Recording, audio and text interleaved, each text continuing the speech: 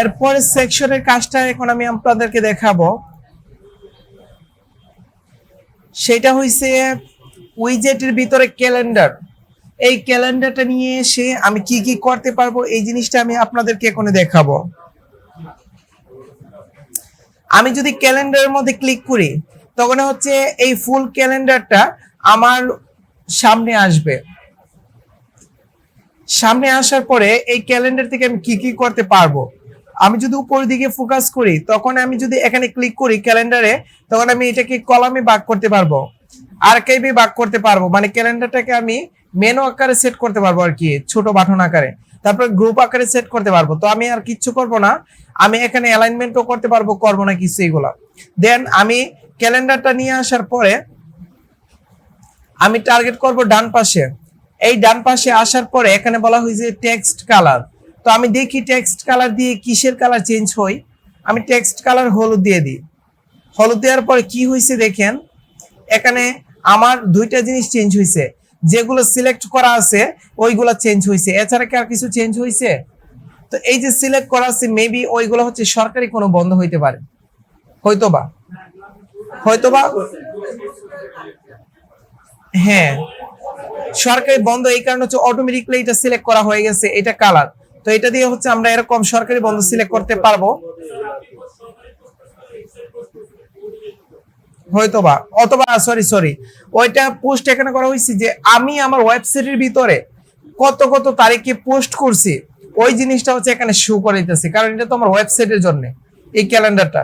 তো আমি 17 তারিখ এবং 21 তারিখ এই দুইটা তারিখের মধ্যে আমি হচ্ছে পোস্ট করছিলাম, তাই হচ্ছে এখানে শো করতেছে। তো আমি টেক্সটের কালারটা দিয়ে দিলাম। তারপরে আসেন ব্যাকগ্রাউন্ড কালার। ব্যাকগ্রাউন্ড কালার হচ্ছে পিছনের একটা কালার। তো আমি যদি ব্যাকগ্রাউন্ড কালার দেই তখন দেখি ব্যাকগ্রাউন্ড কালার আমার কি হয়। আমি একটা নর্মালি ব্যাকগ্রাউন্ড কালার দিই, এই ব্যাকগ্রাউন্ড কালারটা কিন্তু এখানে কি হয় নাই, শো করে নাই, এখানে শো করে নাই। দেন হচ্ছে আমি যদি লিঙ্কে ক্লিক করি তখন হচ্ছে আমি লিঙ্কের একটা কালার দিতে পারবো। তো লিঙ্কের কালার আমি সবুজ দিয়ে দিই। তো এই যেগুলো লিঙ্ক করা আছে ওইগুলো আমার কালার সবুজ হয়ে যাবে।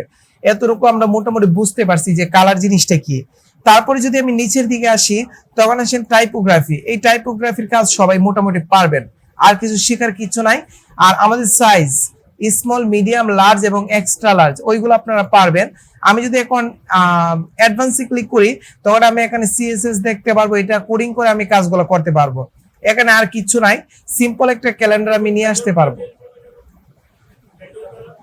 ব্যাকগ্রাউন্ড কালার, এই যে ব্যাকগ্রাউন্ড কালার দেওয়ার পরে কিন্তু এখানে চেঞ্জ হয় নাই। তো চেঞ্জ যেহেতু হয় নাই আমি পোস্টে আসি, দেখি যেহেতু এখানে চেঞ্জ হয় না। একটা জিনিস অলওয়েজ লক্ষ্য রাখবেন, যখনই হচ্ছে আমি কোনো টুলস আকারে কাজ করবো, টুল দিয়ে কাজ করব, তখন এই টুলের ভিতরে আমি ভিতরে কি কি আছে সবগুলা দেখবো। এই যে আমি ব্যাকগ্রাউন্ড কালারটা চেঞ্জ করছি, তার মানে এখানে কি চেঞ্জ হয়েছে? চেঞ্জ হয়নি। তার মানে এখানে বোঝা যাচ্ছে যে এখানে হচ্ছে আমার এই টুলের মাধ্যমে, গুটেনবার্গের মাধ্যমে এই ব্যাকগ্রাউন্ডের পিছনে যে ব্যাকগ্রাউন্ড আছে ওইটা চেঞ্জ করা যাচ্ছে না।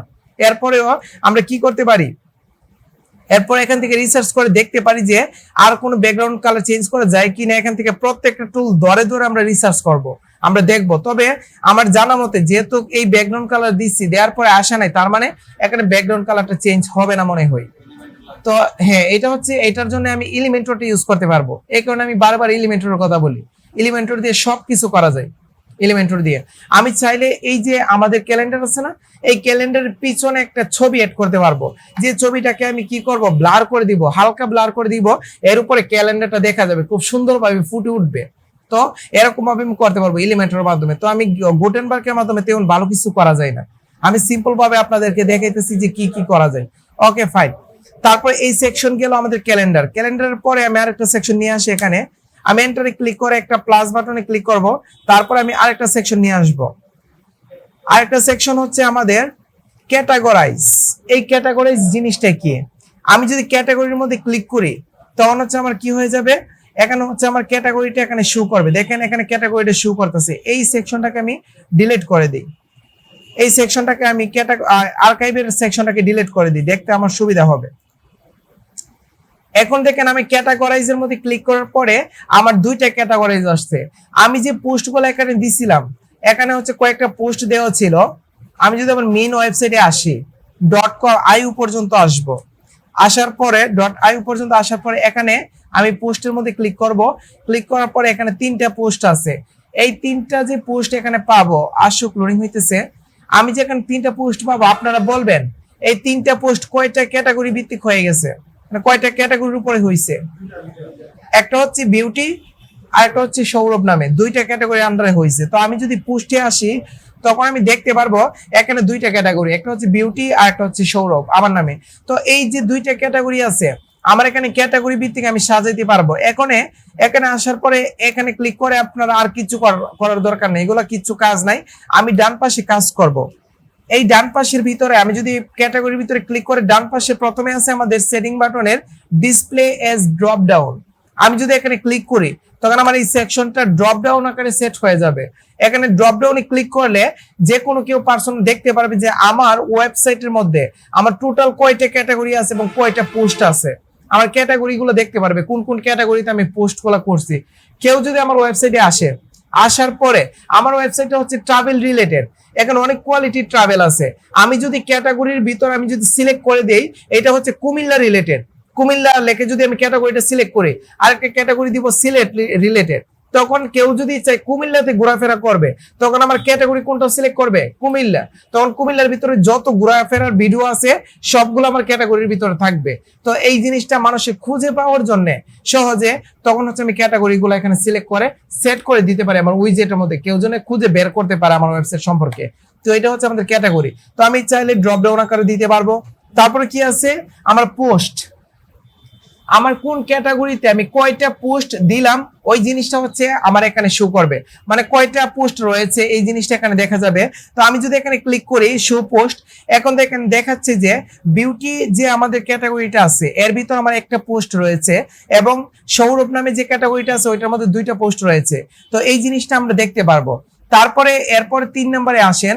3 নম্বরে আসার পর লেখা আছে show only top level categorise.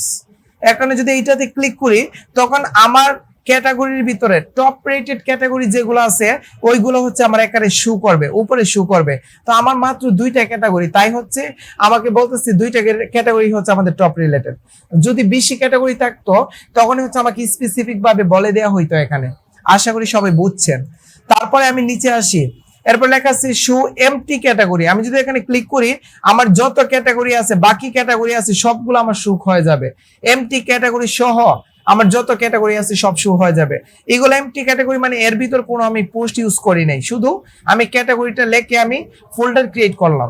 তো এটা হচ্ছে এমটি ক্যাটাগরি দেখতে পারবেন। আমার এমটি ক্যাটাগরি দেখার দরকার নেই, এখানে আমি দিব না। তারপরে হচ্ছে লেখা আছে যে শো হায়ারাইসি মনে হয় হায়ারার্সি। তো এটাতে ক্লিক করার পরে তেমন কোনো কাজ করে না, তো এটা তেমন কোনো কাজ নাই।